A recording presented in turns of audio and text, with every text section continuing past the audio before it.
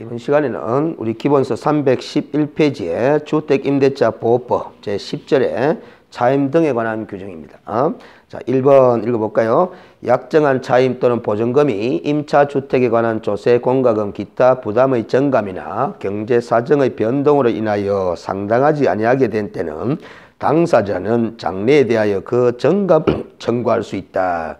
그러나 감액이 아니라 정액의 경우에는 대통령령이 정하는 기준에 따른 비율, 이걸 금액의 제한이라고 합니다. 그래서 약정한 차임 등의 20분의 1 금액, 20분의 1이죠. 20분의 1. 그래서 여기 대통령령이 정하는 기준이 약정한 차임 등의 20분의 1로 규정하고 있습니다. 그게 금액의 제한인데 이걸 초과하지 못하도록 제한을 하고 있습니다.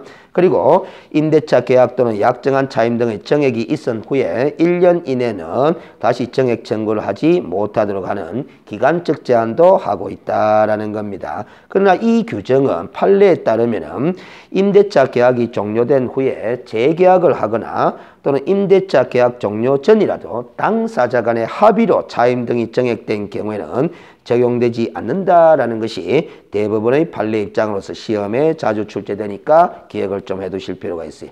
재계약을 하는 경우라든가 당사자 간의 합의로 차임 등이 정액된 경우에는 그 차임 등의 정액 청구권의 제한에 관한 규정을 적용하지 않는다.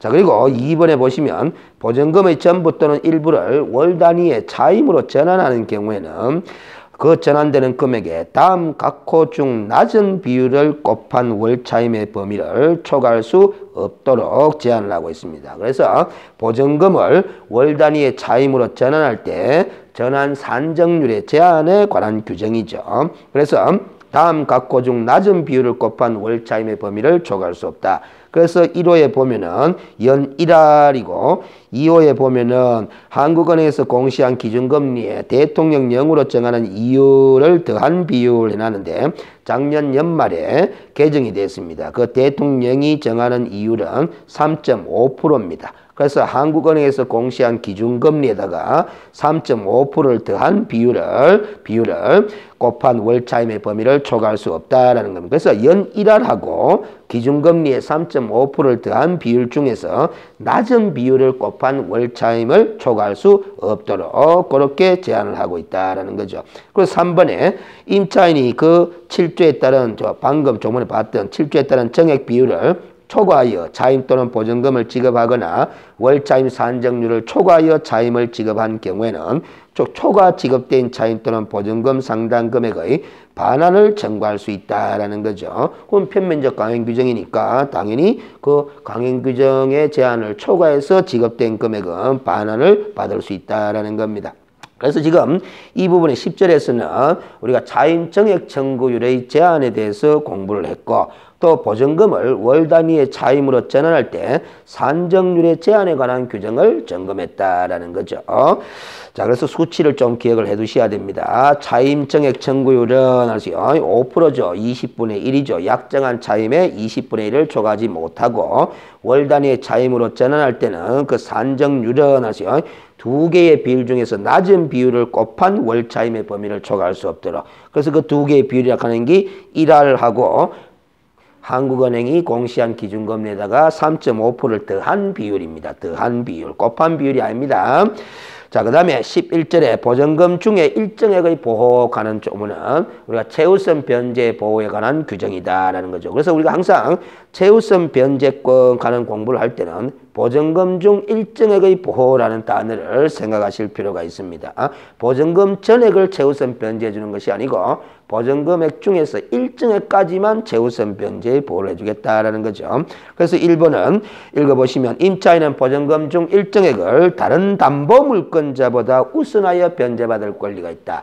다른 담보권자보다 우선하여 변제받을 권리가 있다. 이런 표현이 나오면 최우선 변제받을 권리가 있다. 이렇게 이해를 하시면 되고 후순위 권리자, 기타 채권자보다 우선하여 변제받을 권리가 있다. 이렇게 표현이 나오면 우선 변제권이다. 이렇게 이해를 하시면 됩니다. 그래서 최우선 변제를 보호받고자 하는 임차인이라면 주택에 대한 경매 신청 등기 전, 여기 중요합니다. 경매 신청 등기에 의해서 우리가 압류 효력이 발생하기 때문에 그 압류 효력이 발생하기 전인 경매 신청 등기 전까지 무슨 요건을 갖추어야 한다. 대항 요건을 갖춘 임차일 때 최우선 변제의 보호를 받을 수 있다. 그러면 경매 신청 등기 이후에 이렇게 대항 요건을 갖춘 소액 임차인은 최우선 변제의 보호를 받을 수 없다라는 논리죠.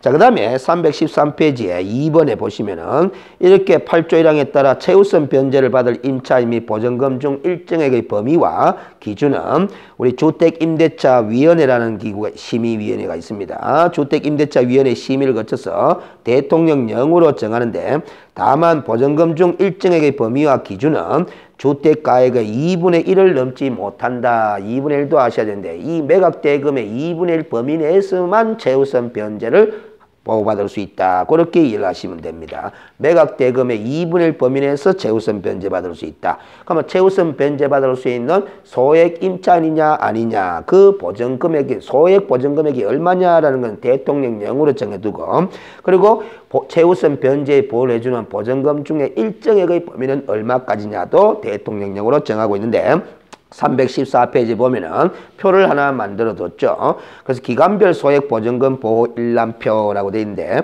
우리가 84년도부터 현재까지 죄송합니다. 까지 이 소액 보증금의 변천에 관해서 다 수록을 해 두었습니다. 그래서 현재는 제일 밑에 있죠. 2016년 3월 31일 이후의 경우에는 지역별로 우리가 소액 보증금은 얼마며 또 보증금액 중에서 최우선 변제받을 수 있는 일정액의 범위는 얼마까지인지를 표시를 해뒀습니다.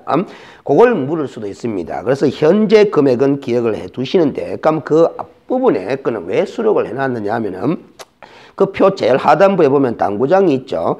이 영시행 전에 임차주택에 관하여 담보물권을 취득한 자에 대해서는 종전의 규정에 따른다 하는 거예요. 이 규정이 실무에서 상당히 그 오해를 하고 있는 분들이 많은데 그 84년도부터 2016년 이전까지의 소액 보증금 일람표까지도 다 수록을 해두는 이유는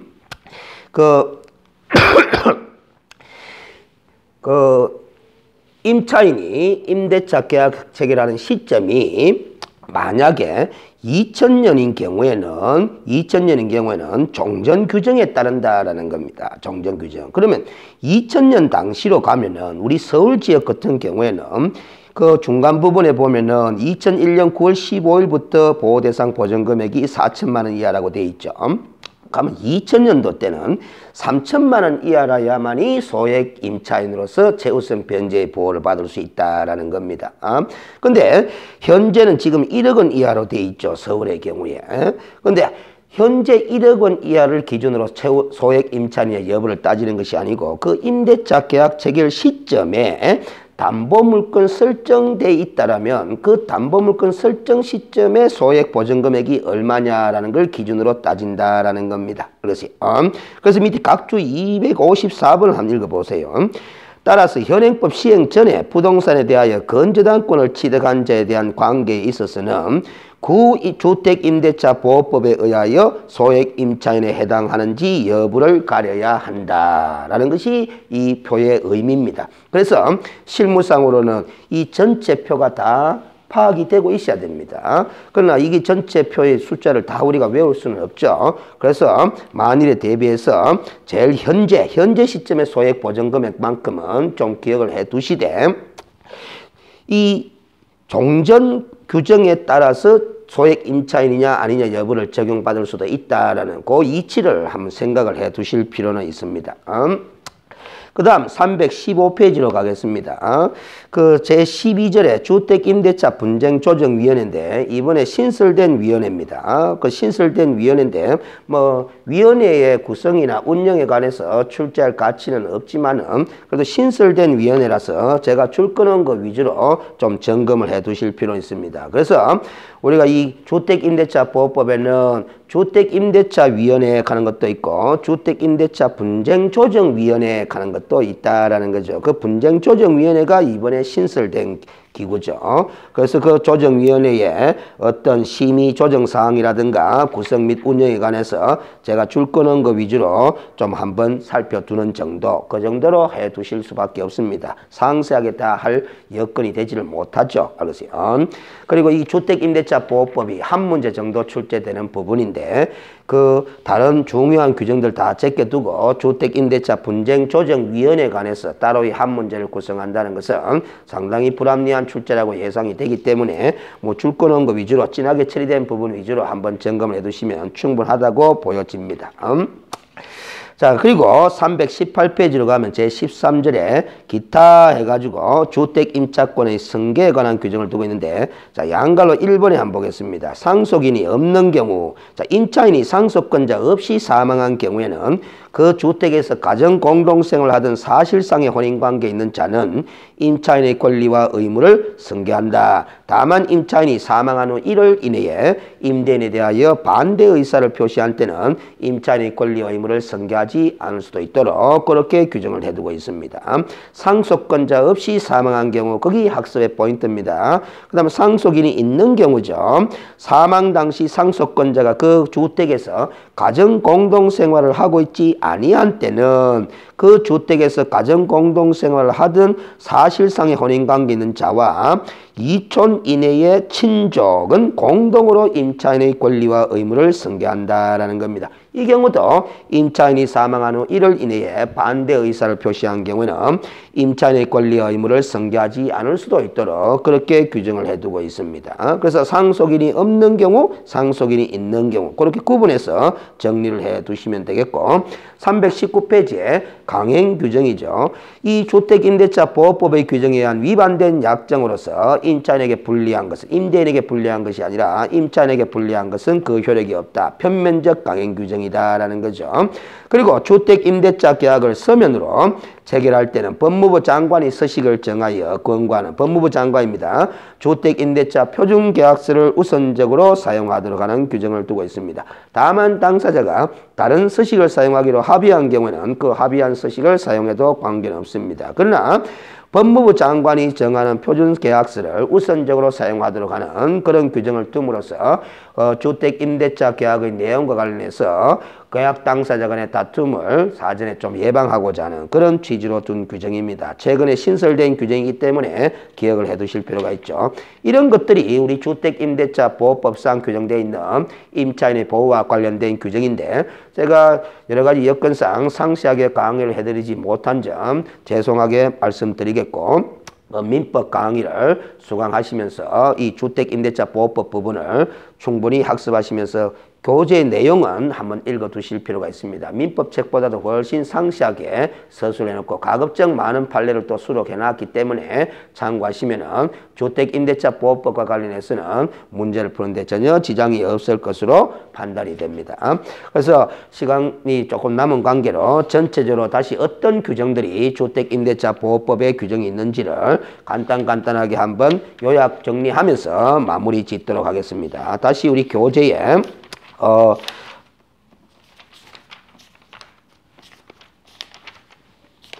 286페이지로 되돌아가 보겠습니다. 그래서 주택임대차보호법의 제1조가 바로 재정 목적이죠. 그래서 주거용 건물의 임대차에 관하여 민법에 대한 특례를 규정함으로써 국민의 주거생활의 안정을 보장하기 위해서 만든 특별법이 주택임대차보호법이다. 그래서 민법의 전형계약 중에 하나인 임대차 계약 규정에 관한 특례를 둔 특별법적 성격을 지니는 법이다라는 겁니다. 자, 그리고 287페이지의 이 주택임대차보호법은 민법 임대차 계약 규정에 관한 특별법적 성격을 지닌 법으로서 주택임대차의 경우에만 적용되고 다만 일시 사용을 위한 임대차의 경우는 적용되지 않으며 미등기 전세 계약에도 준용을 하죠. 적용이 됩니다. 그리고 이 법의 규정은 다 임차인에게 불리한 것은 효력이 없도록 하고 있음으로써 편면적 강행 규정으로서의 성격을 지니고 있고 또 우리가 등기나 등록과는 달리 인도와 주민등록으로서 대항력을 부여하고 있고, 그리고 또 경매 청구권을 임차권자에게는 인정하지 않고 있는 관계로 소극적 권리로서의 보호를 하고 있을 뿐이고, 공시 방법의 불완전성으로 인해 가지고 대항력을 인도와 주민등록을 마친 날의 다음 날 0시부터 대항력이 발생하도록 규정하고 있다라는 점입니다. 자, 그리고 288페이지의 3번의 그 전세권과 임차권의 차이점은 우리 민법 시험에서도 잘 나오죠. 그래서 물권인 전세권과 채권적 권리에 불과한 임차권의 차이점, 공통점 이런 것들을 정리해 두셔야 되는데, 일단 처분권 안에 있어서 차이가 있다라는 거죠. 전세권자는 배타적으로 자기의 권리를 주장할 수 있기 때문에 전세권 설정자의 동의 관계없이 전전세 또는 전대할 수 있지만은, 임차권자는 임대인의 동의하에 자기의 권리를 타인에게 이전할 수 있다라는 거죠. 그리고 존속 기간상에 있어서도 우리 전세권과 임차권에 있어서는 차이가 있는데, 특히 이전과 관련해서는 우리 주택 민법의 임대차 계약 규정에 있어서는 주택 임차권은 20년을 넘지 못하도록 하는 장기에 관한 제한 규정이 있었는데, 위헌 결정이 나는 바람에 이제 주택 임대차 계약 기간의 단기에 관한 제한은 전혀 사라졌다라는 거죠. 그리고 최단기에 관한 제한 규정은 우리 민법에는 규정을 두고 있지 않지만은 특별법인 주택임대차보호법에서 2년을 보장하고 있는 거죠. 그래서 기간의 약정이 없거나 2년 미만으로 체결된 임대차 계약 기간은 2년으로 본다라는 그런 규정까지 두고 있습니다. 그리고 필요비 상환 청구권을 행사할 수 있느냐 없느냐에 있어서도 전세권과 임차권은 차이가 있는 거죠. 전세권자는 필요비 상환 청구권을 행사할 수 없겠지만, 임차권은 임대인에게 필요비를 지출할 때는 그 필요비의 상환을 청구할 수 있게 되겠죠. 그리고 전세권자는 담보물권적 성격을 지니는 권리로서 경매 청구권을 행사할 수 있지만, 임차권자는 경매 청구권은 없고 주택임대차보호법이 정하는 일정한 요건, 즉 대항 요건과 확정일자의 요건을 갖춘 경우에는 우선 변제권을 행사할 수 있을 뿐이죠. 그 점에서 차이가 있겠고, 그 다음에 290페이지에 보면은 자, 법 제2조가 이 법의 적용 범위에 관한 규정인데, 주거용 건물의 전부 또는 일부에 대한 임대차 계약에 적용되는 특별법입니다. 그리고 임차주택의 일부가 주거 외의 목적으로 사용되는 경우에도 적용이 되도록 함으로써 임차인의 주거생활의 안정을 기할 수 있도록 그렇게 보호하고 있게 되는 거죠. 291페이지에 제일 밑에 2번 11조에 규정되는데 앞에서 해드렸습니다. 일시 사용을 위한 임대차임이 명백한 경우에는 이 주택임대차보호법을 적용하지는 않는다라는 거죠. 그리고 292페이지에 3번은 이 법은 주택의 등기하지 아니한 전세 계약에 관해서 이를 준용하도록 함으로써 미등기 전세 세입자의 경우에도 주거생활을 안정을 기할 수 있도록 보호를 해주고 있고, 그 다음에 293페이지에는 차임을 지급하는 유상계약에 적용되는 거죠. 따라서 무상계약에 해당하는 사용대차에 대해서는 민법의 사용대차에 관한 계약 규정이 적용될 뿐 주택임대차보호법에 의해서 보호받지는 못한다라는 겁니다.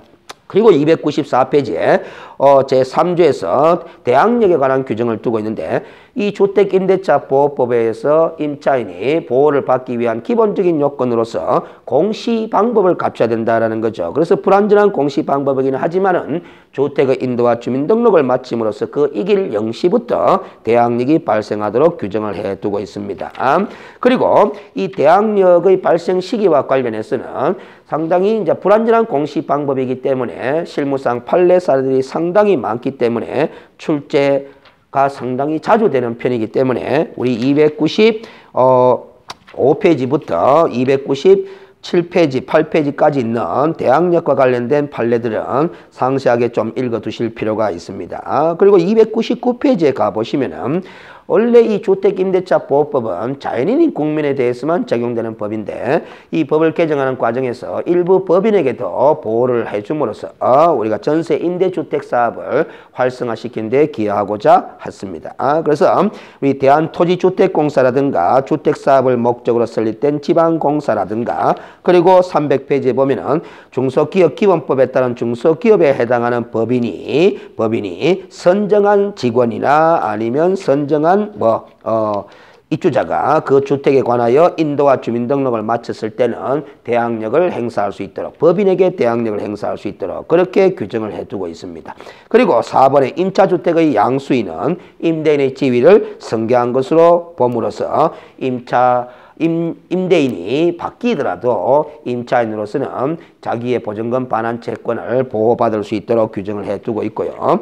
그리고 302페이지에 보면 제4절에 우리 보증금의 회수 방법으로서 우선 변제권을 임차인에게 인정하고 있는 거죠. 그래서 2번에 보면 대항요건과 임대차 계약 정서상에 확정일자를 갖춘 임차인, 그 임차인은 그 토지주택공사, 그 다음에 지방공사, 중소기업인 법인과 임대인의 사이에 임대차 계약을 포함한다 되어 있죠. 그래서 그런 일부 법인들도 이 대항요건과 확정일자를 갖춘 임차인으로서 우선 변제권의 보호를 받을 수 있도록 해두고 있는데, 그래서 그 우선 변제권이라는 단어의 의미는 후순위 권리자 기타 채권자보다 우선하여 보증금을 변제받을 권리를 우선 변제권이라고, 그 우선 변제권을 행사하기 위한 요건으로서는 대항요건과 확정일자가 필요하다라는 겁니다.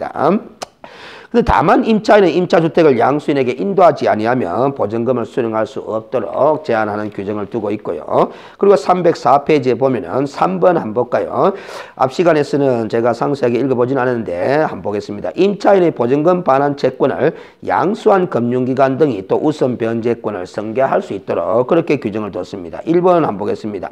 금융기관 등이 확정일자부 임차인이나 아니면 임차권 등기 명령에 의해서 등기한 임차인, 그리고 민법 규정에 따라서 주택 임대차 등기를 한 임차인으로서 우선 변제권을 다 취득한 임차인들이죠. 그 우선 변제권을 취득한 임차인의 보증금 반환 채권을 계약으로 양수한 금융기관은 양수한 금액의 범위 내에서 우선 변제권을 승계하도록 하는 규정을 신설해 두고 있는 거죠. 그런데 이렇게 승계하게 되면 2번을 한번 보겠습니다. 이 우선 변제권을 승계한 금융기관 등은 임차인이 대항요건을 상실한다거나 그 임차권 등기가 말소가 되면은 그 금융기관은 우선 변제권을 행사할 수 없도록 하고 있는 거죠. 그래서 3번에 보시면 그 금융기관 등은 우선 변제권을 행사하기 위해서 임차인을 대리하거나 대위하여 임대차 계약을 해지할 수 없도록 함으로써 그 임차인의 주거생활의 안정을 지켜주고 있습니다. 그리고 305페이지에 임대차 계약 기간이 종료됐음에도 불구하고 보증금을 반환받지 못한 임차인을 보호하기 위해서 이 계약 기간이 종료됐음에도 불구하고 보증금을 반환받지 못한 임차인만은 단독으로 임차권 등기 명령을 법원에 신청할 수 있고, 그 임차권 등기 명령에서 임차권 등기를 마치면은 대항력과 우선 변제권을 취득하도록 함으로써 보증금 반환 채권을 보호받을 수 있도록 그렇게 규정을 해두고 있습니다. 자, 그리고 임차인의 보증금 반환 채권을 양수한 금융기관 등은 이 임차인을 대위해서 임차권 등기 명령을 신청할 수도 있도록 그렇게 규정을 해둠으로써 금융기관을 또 보호하고 있는 거죠. 그리고 306페이지에 보면 민법에 따른 주택임대차 등기를 해도 대항력과 우선 변제권을 취득함으로써 우리 주택임대차 보호법의 적용을 받아서 보호를 받을 수 있도록 하고 있고요. 307페이지가 확정일자 부여 및 임대차 정보 제공 등에 관한 규정은 줄 끊는 거 위주로 간단하게 한번 읽어두시면 된다 그랬습니다.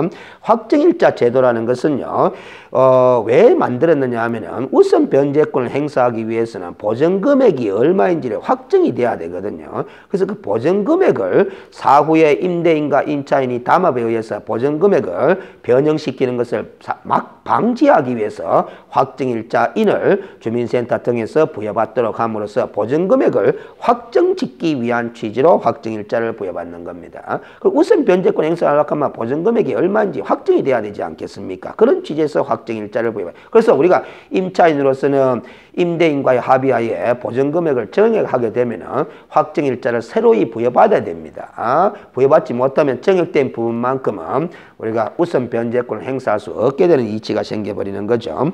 그리고 309페이지에 임대차 기간 등에 관한 규정인데, 우리 주택임대차보호법 4조 1항에서는 기간의 정함이 없거나 기간을 2년 미만으로 정한 임대차는 그 기간을 2년으로 본다. 다만 임차인은 2년 미만으로 정한 기간이 유효함을 주장할 수 있도록 하는 규정을 둠으로써 주택임대차 계약기간의 최단기간에 관해서 보호를 해주고 있는 거죠. 민법에는 최단기간에 관한 규정은 없지만 특별법에서 규정을 두고 있는 겁니다.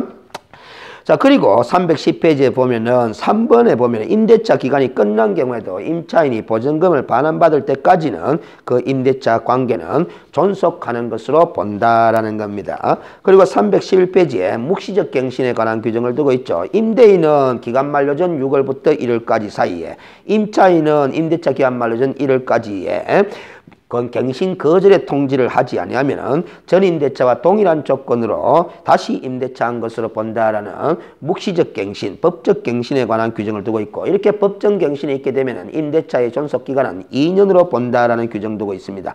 다만 2기의 차임액에 달하도록 차임을 연체한 임차인의 경우에는 이 법정 갱신에 관한 규정을 적용하지 않는다라는 점 주의하셔야 되겠고, 이렇게 법정 갱신이 일어나게 되면은 임차인은 언제든지 임대인에 대해서 계약 해지의 통지를 할 수 있고, 그 해지의 효력은 임대인이 통지를 받은 날로부터 3월이 경과하면 효력이 발생한다라고 규정을 하면서 임대차 계약 해지에 관한 통지를 받게 되면 3월 이내에 보증금을 반환하면 되도록 그렇게 규정을 해두고 있습니다. 10절에 차임 정액 청구에 관한 제한 규정이 있는데, 정액 청구는 약정한 차임 등의 20분의 1의 금액을 초과하지 못하도록 금액의 제한을 하면서 기간 제한도 하고 있는데, 정액이 있은 후에 1년 이내에는 다시 정액 청구를 하지 못하도록 하는 제한을 두고 있는데, 이런 차임 정액 청구에 대한 제한 규정은 재계약을 하거나 임대차 계약 종료 전에 당사자 간의 합의로 차임 등이 정액된 경우에는 적용되지 않는다는 점 주의해 두시고, 또 보증금의 전부 또는 일부를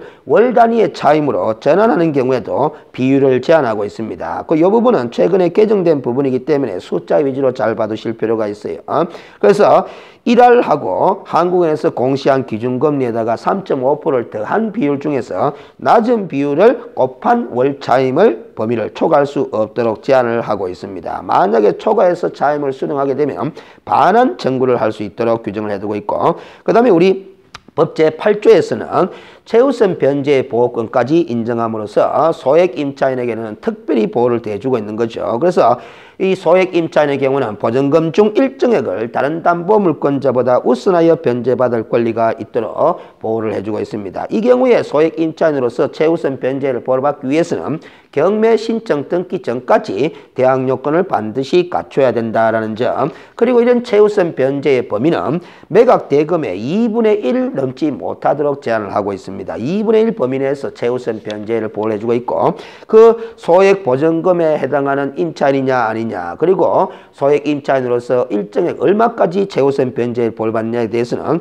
우리 대통령령에서 314페이지에 표로서 정리를 해두었는데, 이 주택임대차법의 시행령에 이런 규정들을 두고 있거든요. 근데 이 시행령, 이 시행 전에 임차주택에 관하여 담보물권을 취득한 자에 대한 관계에서는 종전 규정에 따른다라는 거죠. 그래서 실무적으로 이렇게 이해를 하셔야 됩니다.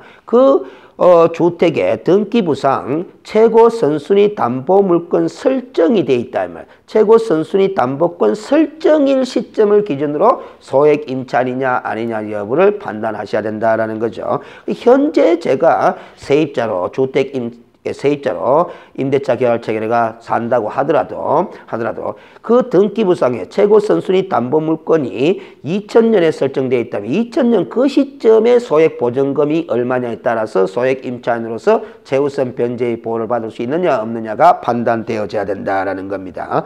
그렇게 이해를 하시면서 현재의 어떤 소액 보증금의 규모에 대해서는 출제 가능성을 염두에 두고 좀 외워두실 필요가 있는 거죠. 서울특별시 같은 경우는 1억 원 이하라야 소액 임차인이 되면서 3,400만 원까지는 최우선 변제의 보호를 받는다. 이런 식으로 좀 기억을 해 두실 필요가 있다라는 겁니다. 알겠어요? 자, 그리고 315페이지에 제12절에서 주택임대차 분쟁조정위원회라는 것이 최근 주임법이 개정되면서 신설된 기구인데, 출제 가능성 좀 낮지만은 줄 끊는 거 위주로 간단하게 한번 읽어두시는 정도로 해두시면 되겠다라고 말씀드렸습니다. 그리고 318페이지에 보면은 주택임차권의 승계에 관한 규정을 두고 있는데, 상속인이 없는 경우와 상속인이 있는 경우에 누구누가 임차인의 권리와 의무를 승계하는지 그 그 규정을 한번 점검해 두시면 되겠고요. 319페이지에 최근에 신설된 규정으로서 법무부 장관이 우리가 주택임대차 표준계약서를 마련해 가지고 우선적으로 사용하도록 그렇게 규정을 해두고 있습니다. 물론 이 법무부 장관이 권고하는 주택임대차 표준계약서는 반드시 사용할 필요는 없습니다. 그러나 가급적 사용하는 것이 바람직하다는 의미에서 우선적으로 사용하도록 규정을 해두고 있습니다. 당사자가 다른 서식을 사용하기로 합의한 경우는 그러하지 아니하다 이렇게 규정되어 있네요. 그래서 일종의 권고 서식이다 이렇게 보시면 되겠습니다. 자, 이렇게 해서 주택임대차보호법은 강의를 마무리하고요. 부족한 부분이 있다라면 민법 강의를 통해서 수강을 하시고, 그럼에도 불구하고 이 교재에 수록된 내용을 읽어보시면서 의문점이 드시는 것이 있다라면 질문방에 질문을 올리시면 제가 빠른 시간 내에 가급적 성실하게 답을 올리도록 하겠습니다. 다음 시간에는 상가건물 임대차 보호법에 관해서 살펴보도록 하겠습니다. 수고하셨습니다.